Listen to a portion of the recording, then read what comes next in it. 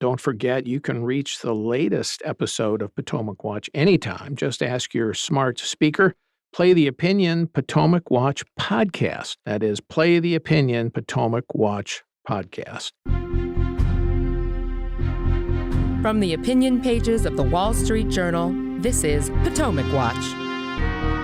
Welcome back. I'm Paul Gigot with the Wall Street Journal, here with my colleagues Kate Batchelder-Odell and Kim Strassel. Mitch McConnell, the long-serving and, in my view, highly effective Republican Senate leader, froze when asked a question at an event in Kentucky on Wednesday. It was frankly painful to watch as he stood there with a blank stare and had nothing to say. He was helped by an aide. That was similar to an episode several weeks ago in Washington where he froze in a public event and had to be helped by Senate colleagues. Afterwards, he quipped, made light of it.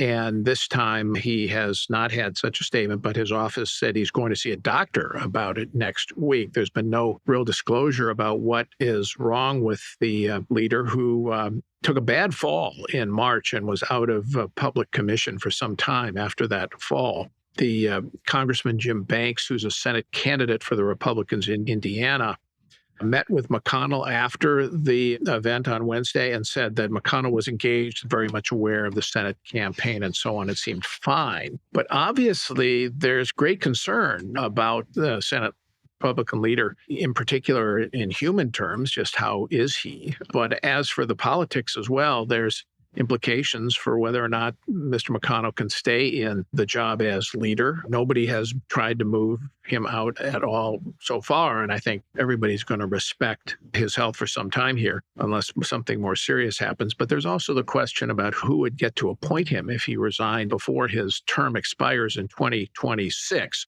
We're not there yet, I should stipulate.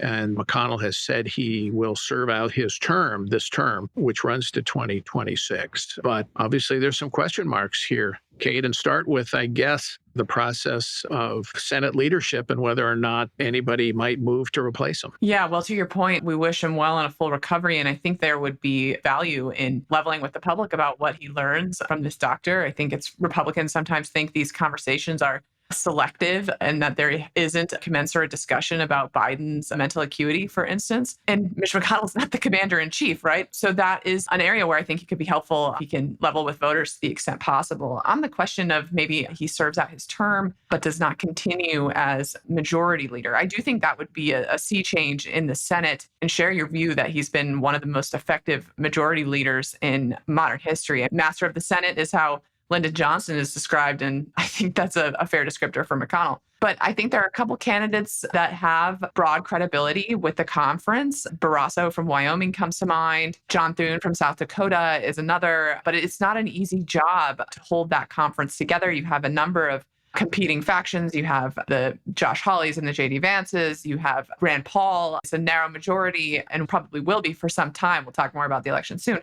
But you're looking for a figure that can hold that conference together and keep it rowing in the same direction. And McConnell's been able to do that on the judiciary, on tax reform, and on a number of other subjects where it's been difficult. I think Thune would be a good candidate as one potential option because he does have that cachet across the party, and he's also a good fundraiser. But this is certainly will be an important moment for the party to choose somebody who has that credibility, because I think the Republican base doesn't appreciate what McConnell has been able to accomplish and might miss him when he's gone. Yeah, that's in part because he is seen to be an independent-minded fellow when it comes to Donald Trump. Trump will never forgive him for criticizing Trump after the events of January 6th, 2021. McConnell gave a scorching speech in the Senate holding Trump responsible for the events of that day. And even though McConnell did not vote to impeach him in the second time or the first time, and even though McConnell did so much to get Donald Trump's Supreme Court appointees through the Senate and confirmed that on the Supreme Court with Donald Trump, it's you're always with me or you are against me. And he has never forgiven McConnell and continues to insult his wife, Elaine Chao, who was transportation secretary under Trump. That's one of the reasons a lot of base Republicans don't like McConnell, I guess, Kim. But what's your point of view on the leadership fight? I guess one name we didn't mention is John Cornyn, also a member of the leadership. He's a senator from Texas. He probably would think about running. One question is, what about the young Trumpy conservatives in the caucus like Hawley and Vance and Ted Cruz? Who would they get behind in this kind of a race? My reporting suggests that they might want to put forward Tom Cotton.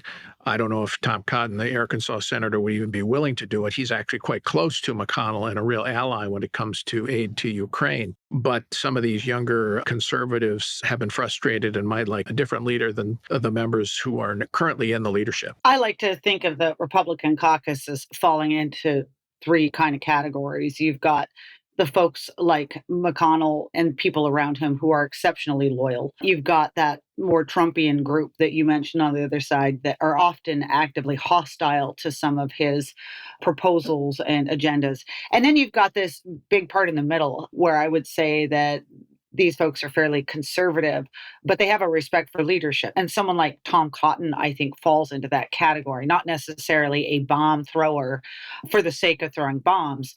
And this is why I think that those Trumpian candidates would have a difficult time putting one of their own members up and getting the requisite votes for a leader. Because you used a good word here, Paul, ally. This is something that McConnell, but also his leadership team, which includes John Thune and John Barrasso, have done very, very well, which is to maintain very good bridges with the vast number of the party in the Senate. And so the discussion of the three Johns, which is the parlor talk within Washington, John Thune, John Barrasso, John Cornyn, everyone views one of them as the potential next leader. How that all sorts out, whether or not there's some gentlemanly agreement for one to go forward, whether they duke it out and one emerges the victor in the end, I consider that scenario far more likely than getting a Mike Lee or a Josh Hawley. They just simply will not command enough support among the caucus for a leadership job. Yeah, I think that's exactly right.